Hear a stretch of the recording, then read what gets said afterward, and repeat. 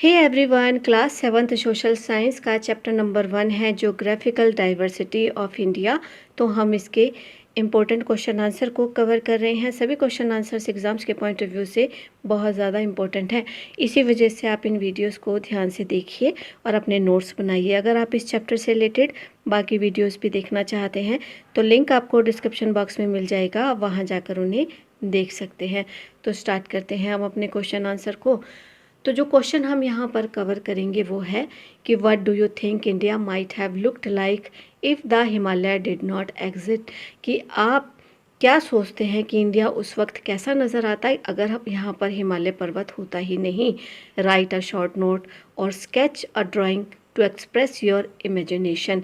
कि आप या तो एक शॉर्ट नोट लिख सकते हैं या एक ड्राइंग को आप स्केच कर सकते हैं अपनी कल्पनाओं को एक्सप्रेस करने के लिए।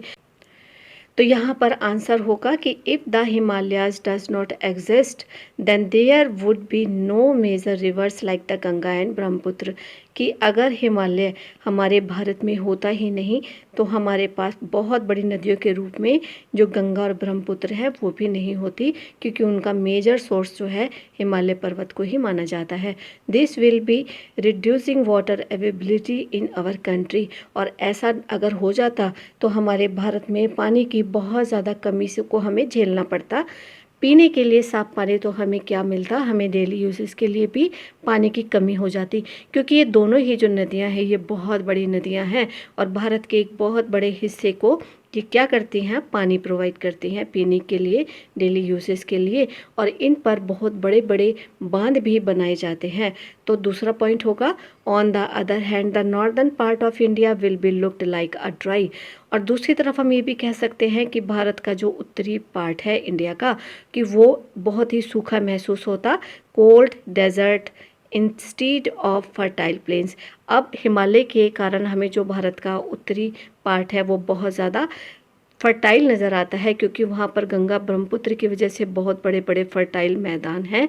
लेकिन अगर ये दोनों नदियाँ नहीं होती तो जो भारत का उत्तरी भाग है वो बहुत ज़्यादा शुष्क होता, ड्राई होता और बिल्कुल एक ठंडे डेजर्ट की तरह होता, ठंडे मरुस्थल की तरह इसको कंसीडर्ड किया जाता। और यहाँ पर बहुत फर्टाइल प्लेन्स नहीं होते और जिसकी वजह से क्या होता कि हमारे भारत में खाने की भी कमी हो जाती, क्योंकि ये जो नॉर्दर्न प्लेन्स हैं, जो गंगा और ब्रह्मपुत्र के किनारे बसे हुए जो मैदान हैं जो कि बड़े फर्टाइल होते हैं, इस पर जो एग्रीकल्चर होता है वो भारत के एक बहुत बड़े हिस्से को खाना भी प्रोवाइड करता है। अगर हिमालय नहीं होता तो इस पर भी बहुत ज़्यादा असर आता। अगला पॉइंट होगा cold winds from central Asia will make northern India extremely cold. कि सेंट्रल एशिया से जो ठंडी हवाएं चलती हैं उसको रोकने का काम करता है ये हिमालय पर्वत।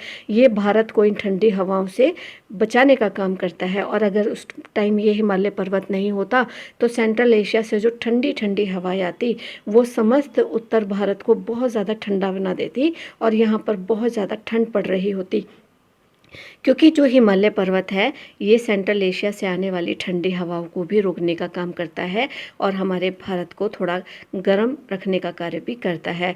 और अगला पॉइंट होगा India would be major open to invasions from the north.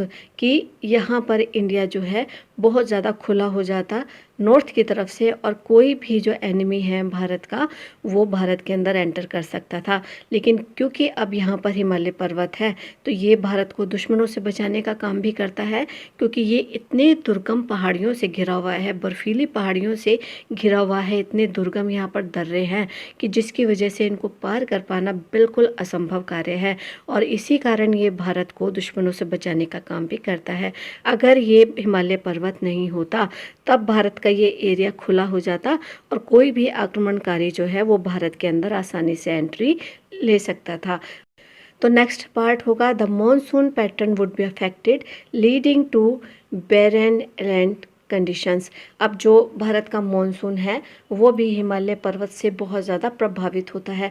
अगर हिमालय पर्वत नहीं होता तो मॉनसून भी प्रभावित होता, उसका जो एक चक्र है वो भी बहुत ज़्यादा प्रभावित होता और जिसकी वजह से क्या होता कि भारत के जो भूमि है वो बंजर बन जाती, बंजर जैसी कंडीशन में आ जाती, क्योंकि बहुत ज़्यादा ड्राइनेस भूमि में आ जाती, सूखापन आ जाता और बहुत ठंडी हवाओं के कारण जो यहाँ पर एग्रीकल्चर जो है वो इतने अच्छे तरीके से नहीं पनप पाता, क्योंकि जैसा कि आप सभी लोग जानते हो स्टूडेंट्स कि जो ठंडे एरिया होते हैं, बर्फीली जगह जो होती हैं, वहाँ पर नाम मात्र को ही वेजिटेशंस होता है और नाम मात्र को ही वहाँ पर फसलें बोई जा सकती हैं। अगर हिमालय पर्वत नहीं होता तो समस्त उत्तर भारत में ऐसी ही स्थिति हमें देखने को मिलती और भूमि जो है लगभग बंजर के समान हो जाती, अत्यधिक ठंड हो जाती, और जिससे कि भारत के लोगों को ना केवल पानी की कमी से जूझना पड़ता, बल्कि भारत के लोगों को खाने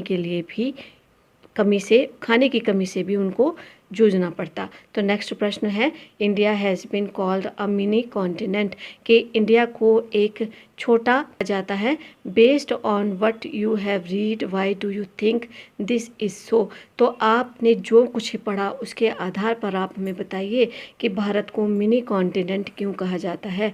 तो आंसर होगा कि India is called a mini continent because of its vast size and variety geographical features, कि इंडिया को मिनी कॉन्टिनेंट कहा जाता है, एक छोटा महाद्वीप कहा जाता है, बिकॉज क्योंकि ये इसके बड़े साइज़ के कारण और इसके जोग्राफिकल फीचर्स के कारण, जो इसका भौगोलिक फीचर्स है उसकी वजह से और इसके साइज की वजह से।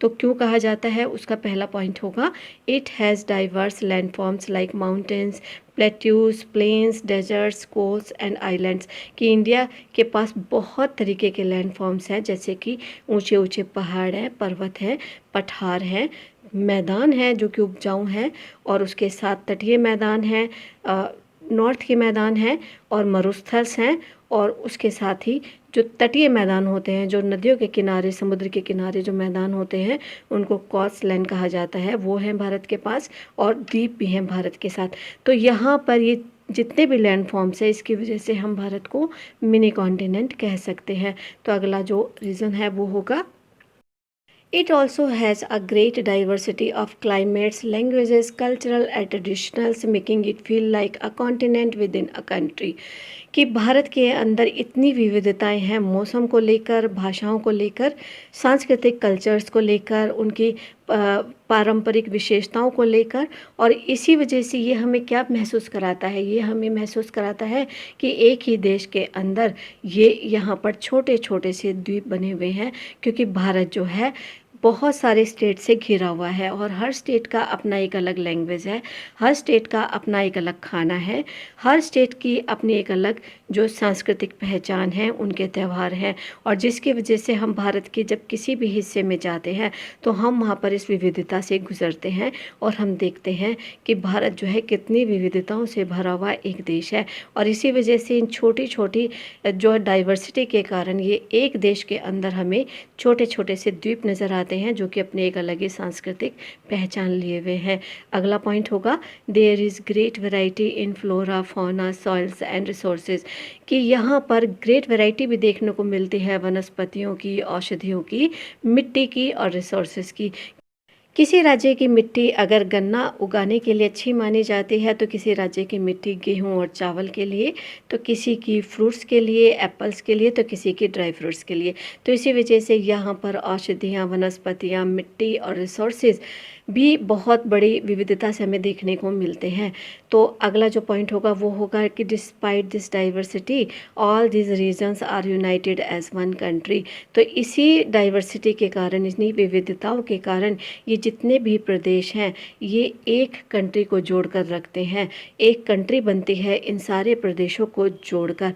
तो इसी वजह से हम कह सकते हैं कि भारत एक ऐसा देश है जो कि जिसको कि हम मिनी कॉन्टिनेंट कह सकते हैं, क्योंकि यहाँ पर जो विविधताएं हैं, अनेकता में एकता है, वही शक्ति हमें देखने को मिलती है। तो स्टूडेंट, उम्मीद है सभी आंसर आपको बहुत अच्छे से समझ आ गए होंगे। वीडियो को लाइक, कमेंट, शेयर जरूर कीजिए। चैनल को सब्सक्राइब करके नोटिफिकेशन बेल को प्रेस कीजिए, ऑल पर हिट कीजिए, ताकि आने वाला हर वैल्यूबल वीडियो आप तक पहुँचे। मिलते हैं हम आपसे अपने नेक्स्ट वीडियो में। Till then keep watching, stay connected. Thank you.